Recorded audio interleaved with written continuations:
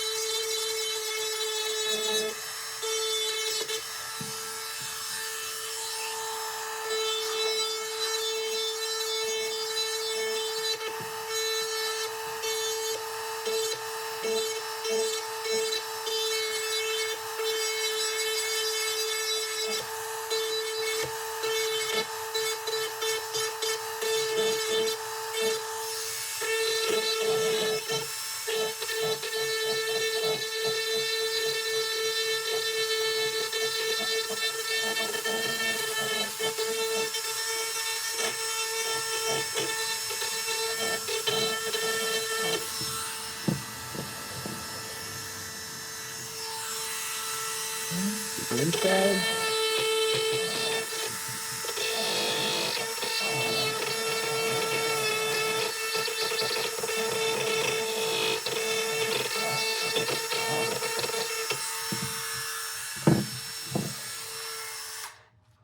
There you go, look at that.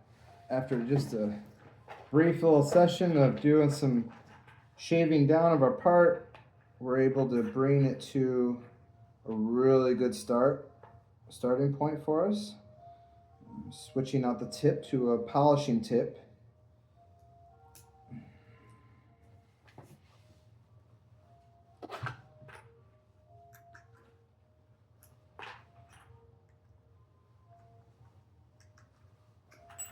With this polishing tip, I'll be able to smooth everything off real nicely. You're going to see just how well this can look when we're all done. Nice little polishing Scotch-Brite wheel.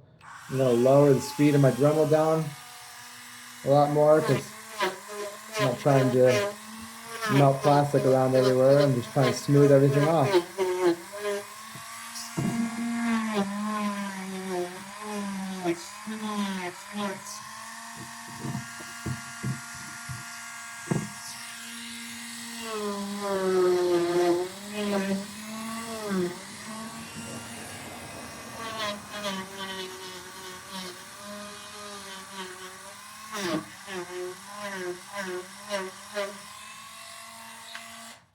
I don't know about y'all, but that's a pretty good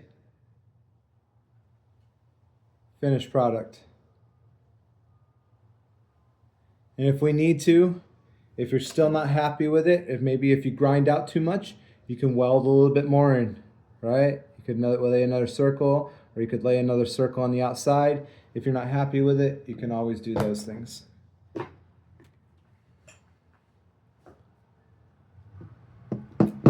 Not too shabby, huh? As the final little piece de resistance, I like to take my little flashing torch. I like to just kind of go over the surface. Shines everything up all nicely. All right, makes it look like a brand new piece. What do you think? Give it a good like if you think that's pretty good. Give me a good like. All right, show some love, guys. If you're interested, follow along, like, share, follow along. All this content's free right now. Can't go wrong. Have a great day.